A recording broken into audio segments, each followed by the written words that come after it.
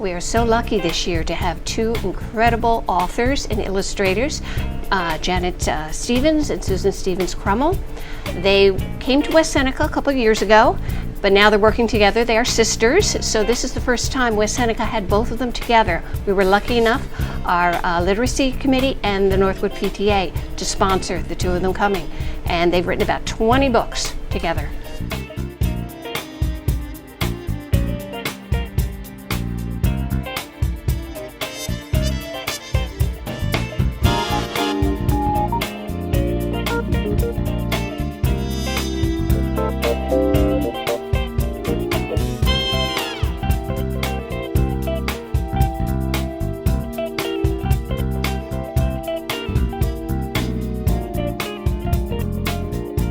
My sister drew this picture because she loves to draw pictures, and she's the illustrator. And we write together. We write our books together. I live in Colorado. She lives in Texas. So we do a lot on the computer back and forth. And we do Skype and FaceTime, and we work like we're in the same room. And I'm the big sister. My name is Susan. And I'm the baby sister. My name is Janet. But I put up here, welcome authors and illustrators, because I think you guys are authors and illustrators. I bet you can write your name. Yes, who can? And you can even write a sentence, probably. Yes, hands down, you're an author. You're on your way to becoming an author. And I know everyone's drawn a picture in their life, yes. So you're an artist. So you're on your way to becoming an illustrator. Because you know what? We're getting kind of old. And we can't keep writing books forever. So we need new authors and illustrators to come along. And maybe it could be you. I never saw the two of them work together, but Susan Stevens Crummel had come to West Seneca several years ago. So this was the first time they both were together, and that was the first time I saw their presentation working together. And they were terrific together. I did my first book in 1979, but she came on board In 97, so almost 20 years we've been working together. Wake up! You can talk! Duh. Hey! What? I've got some news for you. What news, girl? This is my house. No, it's my house. No, I let you live here.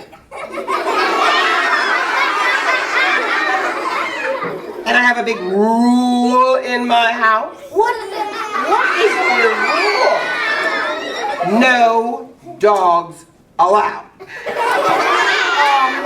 Oh, no, I have to get a puppy because I promised to get a puppy. Just a little puppy. No dogs. Yes, please. No dogs allowed. Janet Stevens said that she was not a very good artist when she was a child. But with anything in life, you don't give up. You keep practicing and practicing. And oh my goodness, what a phenomenal artist she is now, Janet Stevens. But she said she even showed some pictures of work that she'd done as a child, which we all thought was terrific. But in her mind, she didn't think it was great. And she said she just didn't give up. And nobody came up to me and said, Janet, you should be an artist when you grow up because you're so good at art. They never said that to me. But I really like to color and paint and draw. So the more I did it, the better I got. But, you know, I got a little bit better, but they had the school art show where they picked out the best pictures to hang up on the wall of the school, and they didn't pick mine. But you know what? I could still be an artist if I want to, because I can practice, and what will happen? I'll get better, right? And now I draw every day in my studio. It's kind of a mess. And I draw every day, and when you do something every day, what happens? You get better and better, and now I do it as a job.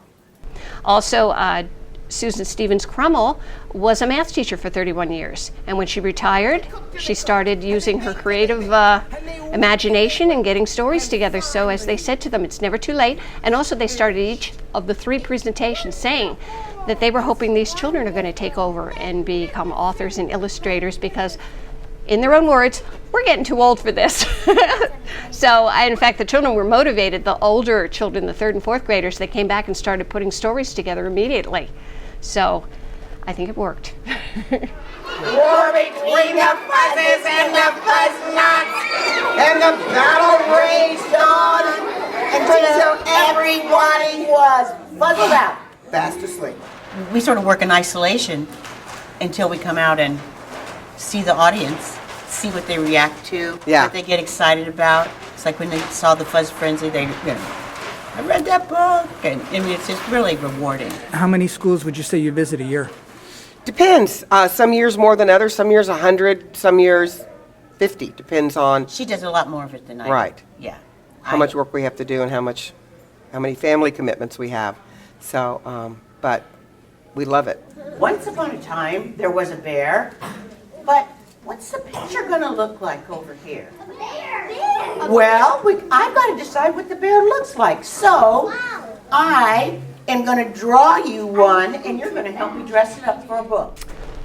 Well, we tried to explain to the children afterwards the storyline of these two authors and how they didn't give up their dreams. They used their imagination, they used their creative talents, and they put together incredible books for the children. It's never too late. Never, never, never. Write something every day, even if it's just for 10 minutes.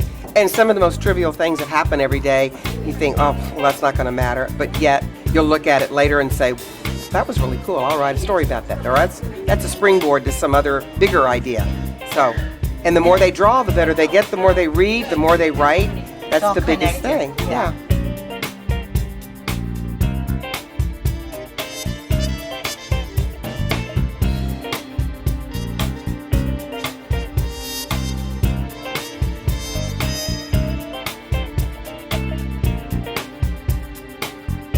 Okay, Bear's ready to get dressed, and I'm in the mood to draw a tie. But it's not a plain tie, it's a wild tie.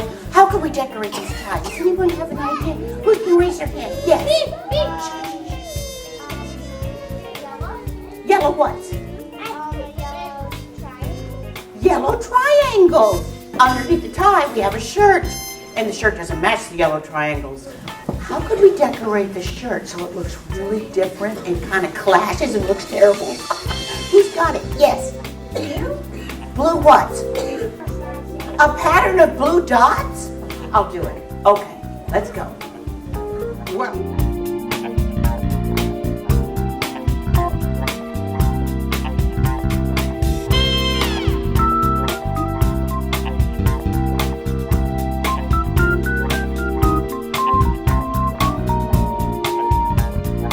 Yay! ooh, Our I think your bear's picture's ready. Okay, boys and girls, we've got a book character, but it doesn't have a book. All it has is once upon a time there was a bear. So you have a job to do. You need to take this book character and finish the story. Think of his name, where he lives, the beginning, middle, and end, problem to solve, all the things that authors think about. It's up to you. And your story starts like this. Once upon a time, there was a bear, and here it is. Whoops! Ta-da! Straighten him out. You're a bear. Give yourselves a hand. You did it. Yay! K1. This is by the K for kindergarten and first grade illustrators and me. And I'm Janet, in case you forget. This is me.